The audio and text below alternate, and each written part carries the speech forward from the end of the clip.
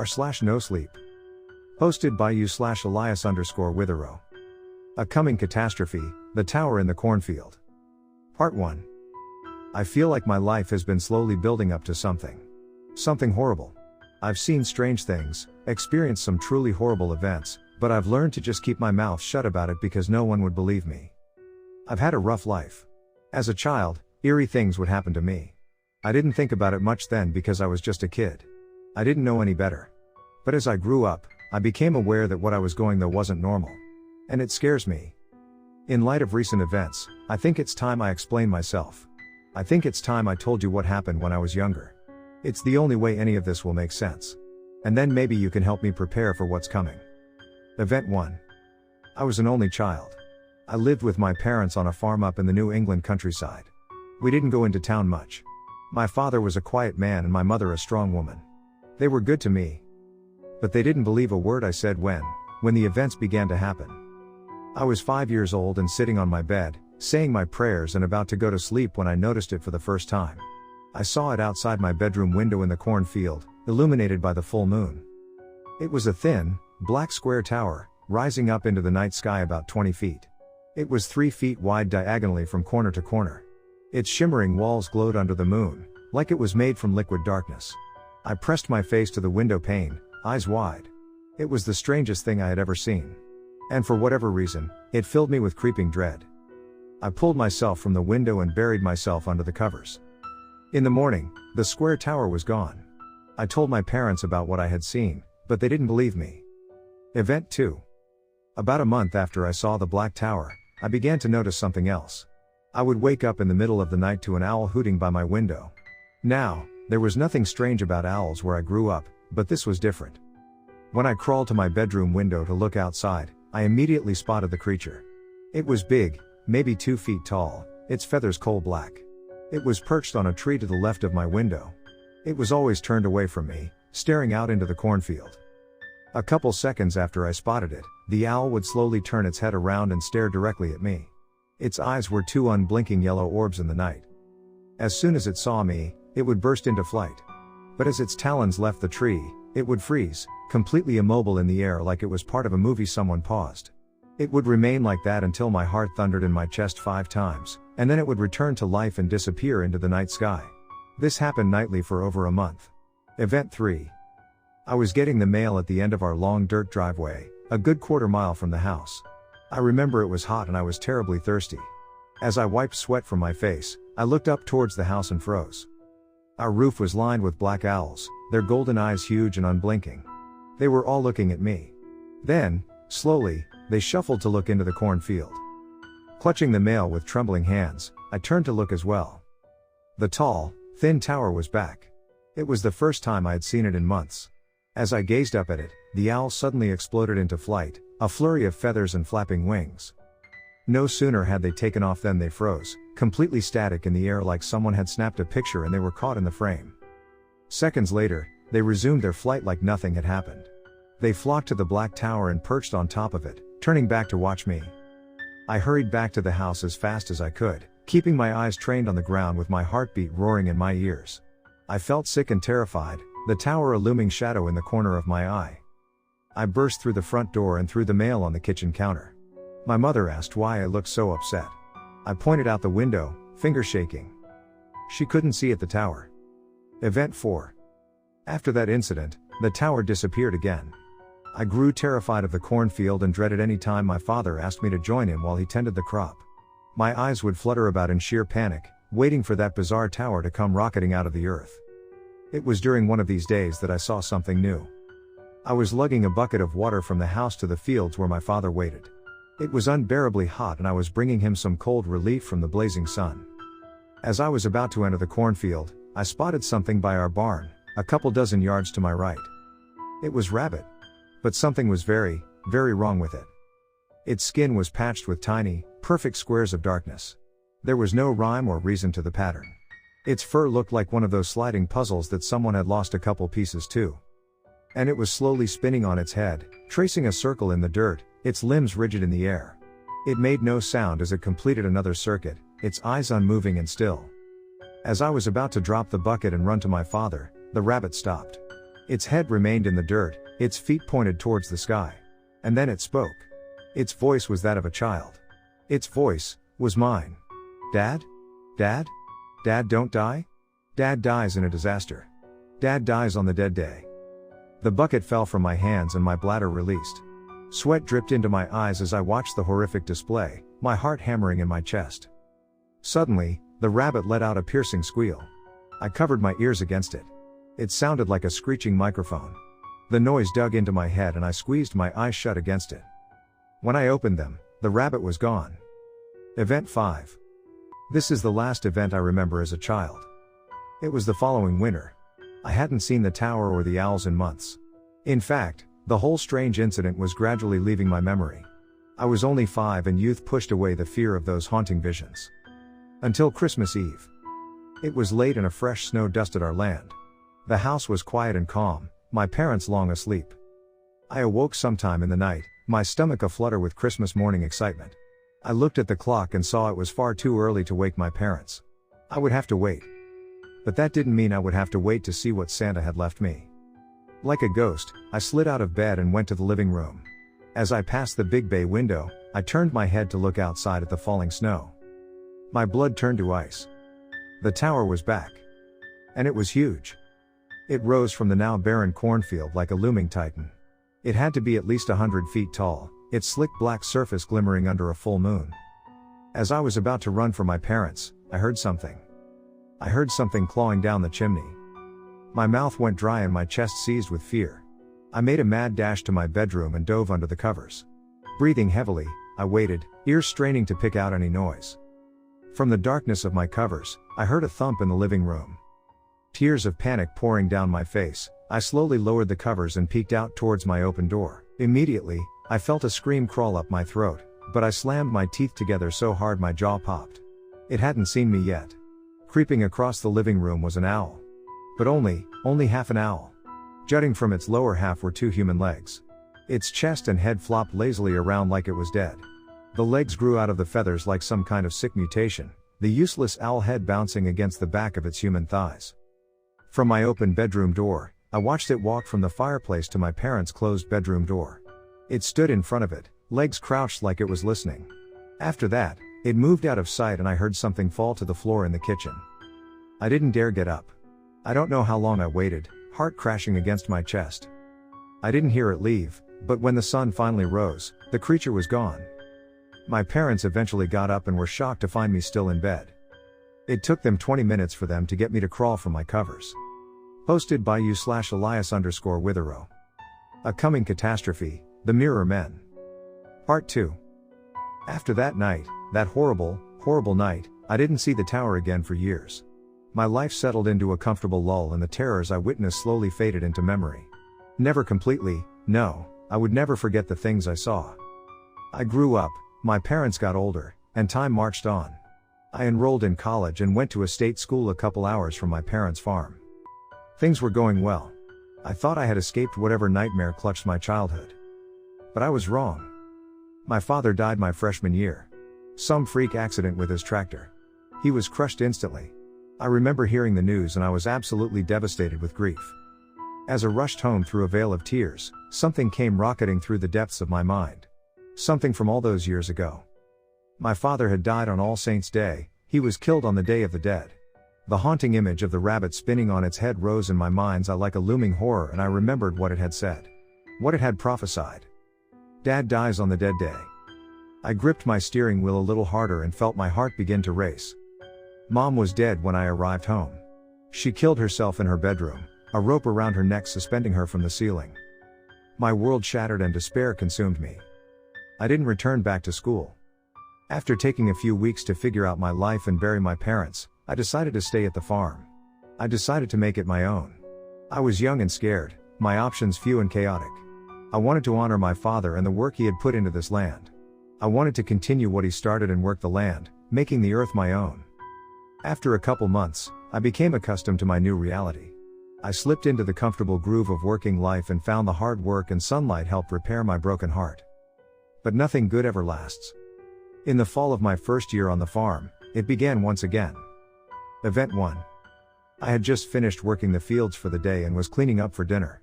I washed my hands and face in the kitchen sink and watched the dirt and grime slurp down the drain. I got a beer from the fridge and went to sit on the porch and watch the sun set before eating. As I sipped the cold lager, I heard something running through the cornfield. I turned, expecting to see some stray dog or other wild animal. What I saw made my blood turn to ice. A child burst through the corn and stopped, eyes spinning madly. It was a small boy, maybe 6 years old. He was completely naked. As he turned to stare at me with wild eyes, I gasped. Instead of hands, the boy had 2 black growths protruding from his forearms. No. Not growths. They were beaks poking out from tufts of feather along his arms. The boy grinned at me and snapped his hands.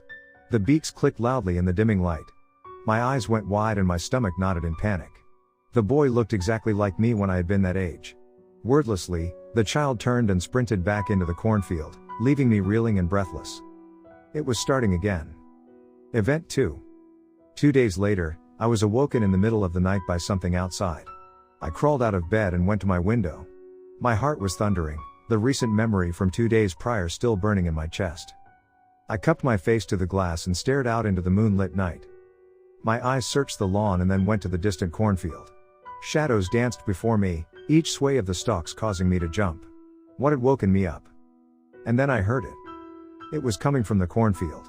It sounded like a boy screaming for help, but backwards. It was distant, but his high shrieks filled my ears just the same. The panicked cries looped over and over again, the inflection of words remained exactly the same. It was like a recording stuck in an endless cycle. The words were jumbled syllables that twisted in my mind as I tried to make out what he was saying. Yes, it was like he was speaking backwards. Suddenly, something slammed into my front door, the noise exploding through my quiet house like a gunshot. I jumped and let out a yell, spinning towards my open bedroom door. Legs trembling, I crept into the living room and listened. It sounded like something was pecking at the door. Soundlessly, I slumped into a chair and stared at the door. I didn't move until morning. Event 3. 2 months went by with no incident. I considered leaving. I went over my options in painstaking detail, but in the end I decided I wasn't going to let my fear control my life. This was my father's farm. And I would care for it in his memory. I was driving home from town on a cold winter day. The sky was cloudy and overcast. It looked like it might snow. I pulled into the driveway and slammed on the brakes, my eyes going wide. The barn doors were wide open. I swallowed hard, knuckles cracking over the steering wheel. I crawled my truck up to the house and turned it off. I got out and slowly began to walk to the barn from the side. The 2 doors shook in the cold wind. I pulled my coat up around my neck and approached the gaping, black maw to look inside. The floor was littered with hundreds of dead owls. Their black feathers covered the floor like an expanse of endless, starless night. I gripped the door as I stared in horror and confusion. What the fuck was going on? Something suddenly made me turn around, my body spinning towards the cornfield behind me. For a split second, I saw hundreds of naked bodies floating in the sky, watching me. And then they vanished. I fell to my knees, breath draining from my lungs. They had all looked like me. Event 4. A week later the tower returned. It had been so long, but its sleek, titanic walls shined just as black as I remembered them too. It was early morning, the sun barely graying the sky, when I stepped out onto my porch and saw it. I remained motionless, the square 100-foot structure pointing towards the heavens like a dark compass. I waited for some kind of movement. A sound. Anything. My fingers chilled in the cold, but I barely felt it. Wind slapped against my pale cheeks, but I ignored it. My eyes climbed the strange construction with growing dread. A thought bubbled to the surface of my mind. What does this thing want with me? Before I could move, something shot from the top of the tower. I tensed, eyes straining in the dim light, breath puffing out before me like clouds of fear. It was an owl. But as it climbed the sky, something burst from it, like a butterfly shedding its cocoon. It was a person, naked and male. The owl suddenly dipped in the sky and fell, its now lifeless body careening to the earth. It slapped loudly against the barn's roof and slid to the ground. Panting, frozen, I returned my gaze to the sky. To the man. He floated down to the top of the tower where he landed gently. He turned his eyes towards me and my heart stuttered. It was me. I blinked and the tower vanished along with the man. I collapsed to the ground, clutching my head. What the fuck was happening to me? Posted by /Elias_Withero. A coming catastrophe, final god. At this point I knew I couldn't keep going on like this. I had to do something.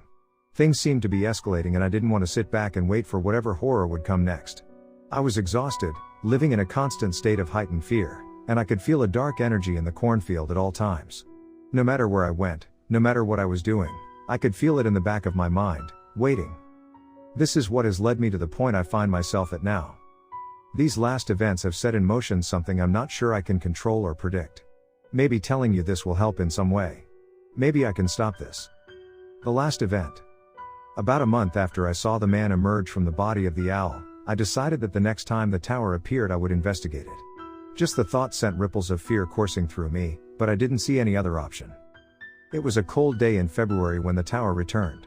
I was sitting at my kitchen table when I felt something pull my eyes to the small window over the sink.